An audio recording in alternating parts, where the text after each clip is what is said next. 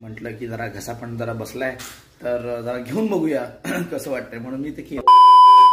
तर पहिल्यांदाच आम्ही आमच्या घरामध्ये नेब्युलायझर हा प्रकार आणलेला आहे. तो काय असतो तो जरा बघा आणि मग आपण पुढे बोलूयात.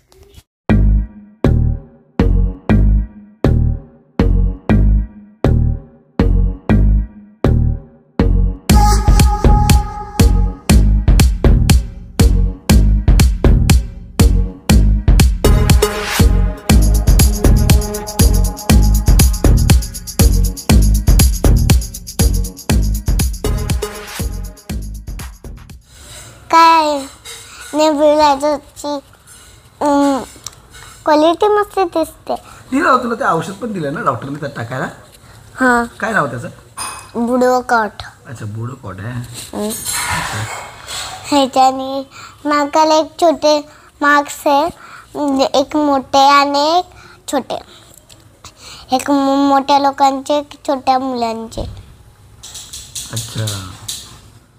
आणि ते आपण लावतो मग थोडा धूर येतो त्याच्याने आपण ब्रीद इन घेतो ब्रीद आउट घेतो मग त्याच्याने आपल्याला बरं वाटतं. मग तुला वाटलं तसं बरं? नक्की का? हो. थँक्यू नीरव. ही माहिती आवडली असेल तर लाईक करा. तर मंडळी हा होता अनबॉक्सिंग आमच्या या छोट्याशा नेब्युलायझरचा. आता याला कोणी नेब्युलायझर म्हणतं तर कोणी नेब्युलायझर म्हणतं. नेमकं याचं काय प्रोनाऊन्सिएशन आहे बाबा ते मराठीमध्ये देवनागरीमध्ये कोणीतरी बाबा कमेंटमध्ये टाका बाबा, काय समजेना झालं या नेमकं काय करू. या मुद्दा असा आहे की मग तो आणला आम्ही त्या दिवशी आणि मला खूप एक्साइटमेंट होती. अरे माझ्यापेक्षा तर नीरवलाच खूप एक्साइटमेंट होती. म्हणजे डॉक्टरांनी त्याला वाफ घ्यायला सांगितलेली, छातीमध्ये शेकवायला सांगितलेलं होतं. तर सगळ्या बाबतीत तो एक्साइटेड आहे. त्यामुळे त्याच्या मेडिकेशनमध्ये किंवा त्याची काळजी घ्यायला काय चिंताच वाटत नाही. एकदम मस्त सगळ्या गोष्टीसाठी तो एव्हर रेडी असतो. फक्त औषधं घेण्याबाबतीत जरा थोडं नाटक करतो तेवढं जरा आहे. पण काहीतरी असतंच लहान मुलांचं, आता त्याला काय पर्याय नाही. तर ॲक्च्युली नेब्युलायझरबद्दल सांगायचं झालं तर वाफ आपण जी घेत असतो पारंपरिक पद्धतीमध्ये आपण बघा, सुरुवातीला आय डोंट नो तुम्ही तो अनुभव घेतला असेल की नाही, पण वाफ नेब्युलायझरचा जो सर्वात जुना जर प्रकार कुठला असेल तर तो असेल टोपामध्ये गरम पाणी करणे, म्हणजे छान असा एखादा चमचा टाकणे आणि मस्तपैकी एखादी गोधडी किंवा एखादी चादर घेऊन बसणे एका ठिकाणी आणि मस्त ढवळत ढवळत असा मस्तपैकी आपल्या पंचेंद्रियावरती पूर्ण त्या चेहऱ्यावरती वाफ घेणे असा तो प्रकार असतो. म्हणजे आपला हा पारंपरिक जुना नेब्युलायझर बरं का. आणि त्याच्यानंतर आल्या त्या ह्या असल्या मशनी. तर ह्या मशनी म्हणजे मशिनी. तर ह्या मशीनमध्ये छोटासा डबा असतो, यात पाणी असं भरायचं, त्यानंतर मग ती पिन लावायची, मग ते ऑटोमॅटिक बॉईल होतं आणि मग तिथे फ्रंटला तुम्ही इथे एक नॉझल दिलं आहे, तिथे तुम्ही विक्स वगैरे टाकू शकता. सो ही दुसरी पद्धत. आता त्याचं एक ॲडव्हान्स पद्धत म्हणजे हे नेब्युलायझर आहे, ते आम्ही आणलेलं आहे. गेले 1-2 दिवस आम्ही नीरवला त्याचा अनुभव देत आहोत. तोही एन्जॉय करतोय.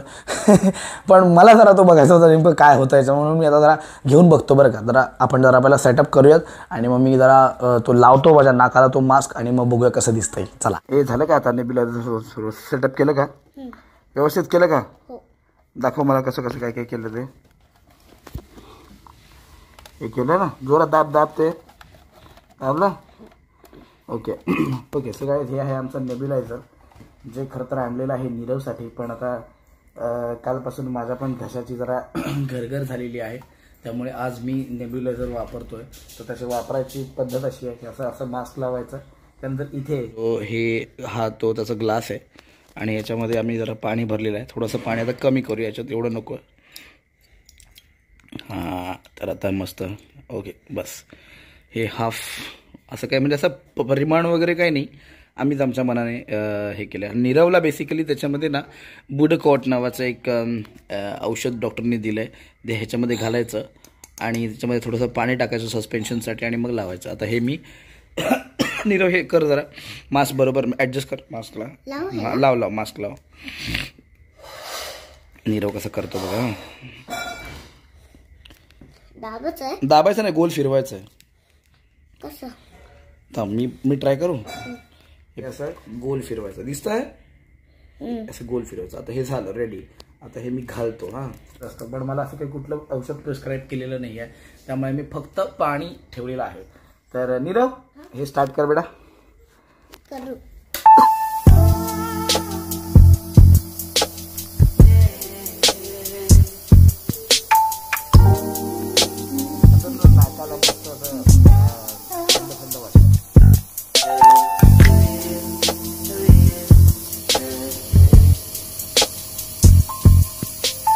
नेब्युलायझरमध्ये काही मजा नाही राव. ॲक्च्युली असं नाही, म्हणजे मला असं नाही म्हणायचं आहे. थोडक्यात विषय असा आहे की तुम्ही प्रत्येक गोष्टीचा आपापला एक पर्याय वापर असतो. एक मिनिट. हां, तर बेसिकली हा नेब्युलायझर वापरताना मी जरा वेगळ्या अर्थाने घेतला. म्हणजे आपले जे पारंपरिक वाफ घेण्याच्या ज्या मशीन असतात किंवा पद्धत असते वाफ घेण्याची, तर मला असं वाटलं हे नेब्युलायझर म्हणजे त्या पर्टिक्युलर प्रोसेसला रिप्लेस करणार असेल की काय. एक मिनिट, मी जरा कॅमेरा पुसून घेतो, कारण कसं आहे वाफ वगैरे लागलेली होती ना. मला असं वाटलं की आपल्या पारंपरिक ज्या वाफ घेण्याच्या ज्या पद्धती आहेत त्याला नेब्युलायझर रिप्लेस करेल की काय, पण तसं नाही आहे. मी थोडासा अनुभव घेऊन बघितला आता. म्हटलं की जरा घसा पण जरा बसलाय, तर जरा घेऊन बघूया कसं वाटतंय, म्हणून मी ते केलं. पण त्याच्याने काही फार मला काही असं इम्पॅक्टफुल वाटलं नाही. जो इम्पॅक्ट चादर असं मस्तपैकी अंगावर वगैरे ओढून आणि त्याच्या आतमध्ये आपण टोपात म्हणा किंवा त्या मशीनच्या माध्यमातून का होईना जेव्हा असं आपण करतो ना, तेव्हा मस्त असा दरदरून घाम फुटतो, संपूर्ण चेहरा घामाने असा एकदम भरतो ना, त्याला म्हणतात खरं वाफ घेणे. तर ह्या नेब्युलायझरचं काय नाही, पण आता ठीक आहे, आणलंय. नीरवला सुद्धा प्रिस्क्राईब केलंय त्यांनी डॉक्टरांनी, त्यामुळे मला तो आणावा लागला, घ्यावा लागला. नेब्युलायझर बद्दल बोलतोय तर मग व्ह्यू प्रॉडक्ट ही गोष्ट मी कशी विसरेन. तर मित्रांनो, मी तर जरा अर्जन्सी असल्या कारणानं पटकन त्या फार्मासिस्टकडून मी नेब्युलायझर घेतलेला आहे, जो मला साधारणतः 1600 रुपयाला वगैरे पडला. पण कारण तिकडे काय पर्यायच नव्हता, मला लवकरात लवकर नीरवसाठी तो विकत घ्यायचा होता. आणि त्यांना मी विचारलंही बरं का तिकडे की हे औषध दुसऱ्या कुठल्या प्रकाराने आम्ही इनहेल करू शकतो का वगैरे, तर ते म्हटले नाही, तुम्हाला नेब्युलायझर घ्यावाच लागेल, नाही तर मी पण माझ्या व्ह्यू प्रॉडक्टमधून वगैरे घेतला असता.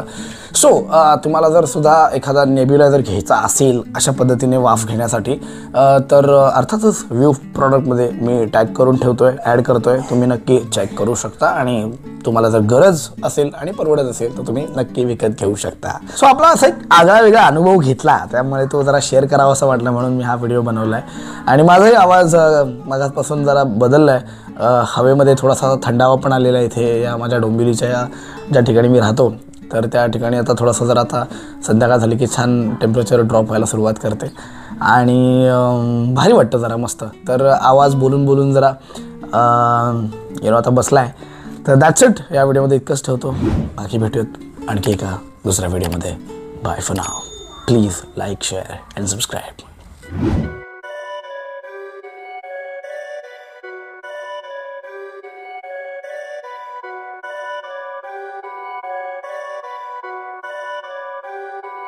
Perfect.